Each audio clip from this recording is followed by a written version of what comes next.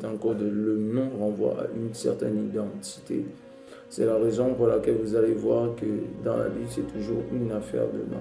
Vous allez voir le Seigneur appelle Abraham, qui devient Abraham, père d'une multitude. Au début, il était père élevé, mais il devient père d'une multitude de nations. Vous avez Jacob, voilà, qui devient Israël, celui qui lutte avec Dieu et qui a été vainqueur. Vous voyez. Donc, vous avez Jacob qui renvoie usurpateur, trompeur.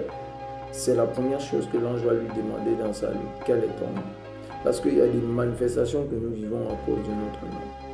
Ainsi, l'identité profonde d'un individu, son caractère est parfois rattaché à son nom. Vous allez voir en fait que le nom Sem en hébreu est rattaché à Neshama.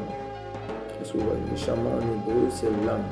Donc vous voyez en fait qu'il y a un lien direct entre le nom et l'âme. Or, l'Écriture dira que la vie d'un homme est dans le sang. La vie est dans le sang.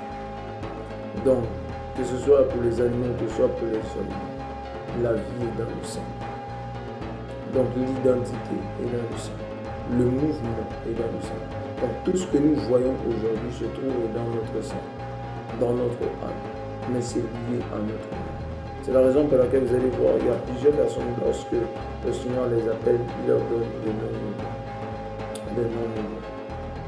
Vous avez par exemple Barnabas qui est fils de l'encouragement.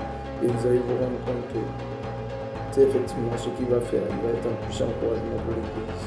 Et il va être un grand soutien pour Paul.